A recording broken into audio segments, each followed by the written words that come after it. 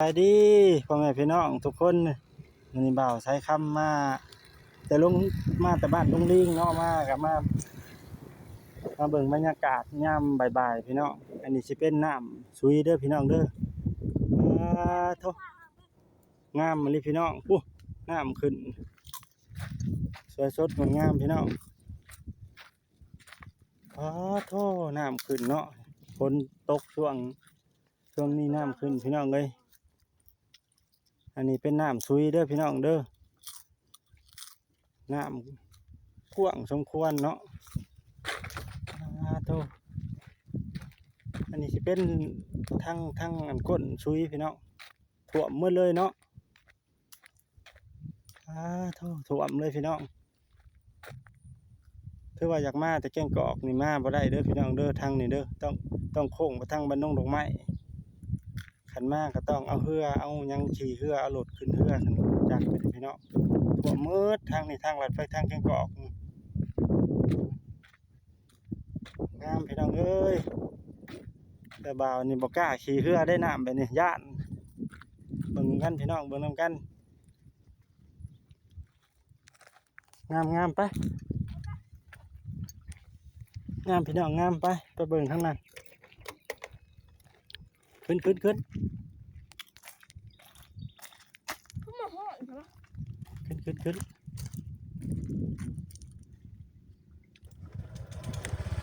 ไปเบิ่งกันพี่น้องเบิ่งกันพี่น้องมึงค่ากินขนมเหมือนบ่เนาะถ่ายกันเด้อพี่น้องเด้องามนี่จังเลยถ่ายสดๆงามเป็นธรรมชาติพี่น้องธรรมชาติทางไหนก็น้องชีวิตท้ายซุยพี่น้องน้ำที่สองมือ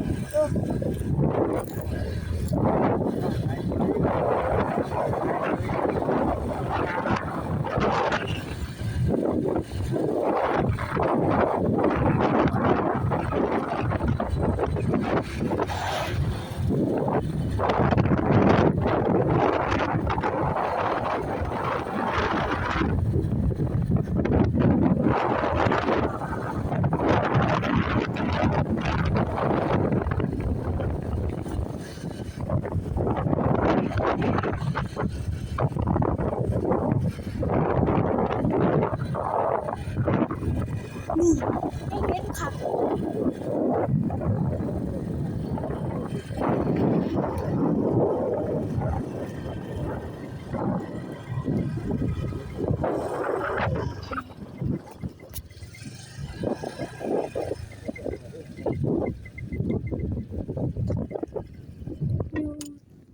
ให้บอลลดลง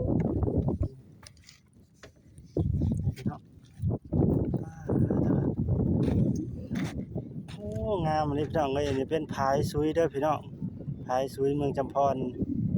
บรรยากาศบ่ายๆพี่น้องครึ้มฟ้าครึ้มฝนคือสิตกเนาะพี่น้องเอ้ยงามพี่น้องงามแท้งามว่าเป็นพายซุยพี่น้องบ่าวใช้คำมาเที่ยวดงลิงค้ามาก็เลยว่าอัปเดตให้พี่น้องเบิ่งแม่น้ำที่ว่าใหญ่ในเมืองจำพรเฮาพี่น้องก็คือพายซุยแล้วก็บักยอดบักอันนี้เป็นพายซุยกว้างไว้พี่น้องเอ้ยน้ำโธ่บริเวณผาน่ะสิเป็นบ่อนได้พี่น้องใกล้ๆพุ่นนะพี่น้องบ่อนเพิ่นขายได้อยู่ในกินเครื่องมาซุ่มแซวเป็นร้านอาหารพี่น้องเป็นร้านเบียร์เย็นๆตอนแลงสามารถบริการกินได้ชมบรรยากาศแม่น้ำยิ้มแม่น้ำพี่น้อง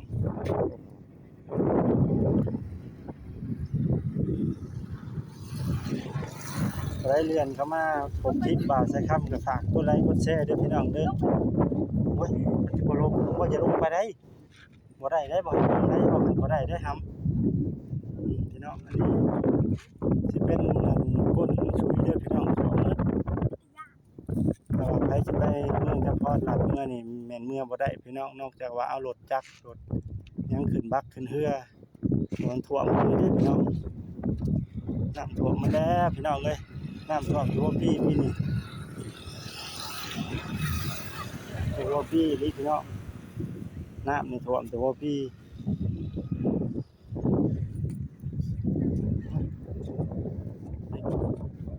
เด้อพี่น้องอันนี้เป็นร้านหนุ่มยูทูบเบอร์น้อยมาเที่ยวนำ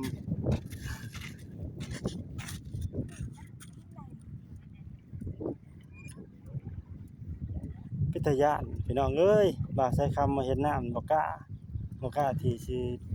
ไปขี่เรือขี่แพนำเขาเจ้าเพราะว่าเป็นคนย่านน้ำแต่ก็เคยได้อพี่น้องเคยไปทำงานอยู่ฝั่งไทยแต่ว่าย่านขี่เรือไปฝั่งนะแต่คันบ่จำเป็นที่บ่าวก็บ่อยากกล้าสิขึ้นเรือลงน้ำอันนะย่านคิดย่านอยู่ในใจนะเพราะว่าเฮาบ่เคยลอยน้ำก็บ่เก่งนะพี่น้อง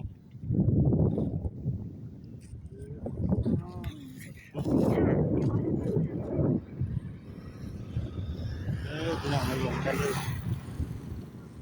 ขอจบคลิปเด้อพี่น้องเด้อใกล้สิเมื่อแหละบ่าวสิกลับบ้านทางนาซานนำไปแหละขอจบคลิปเด้อพี่น้องเด้อฝากกดไลค์กดแชร์หน่อยเด้อพี่น้องกดติดตาม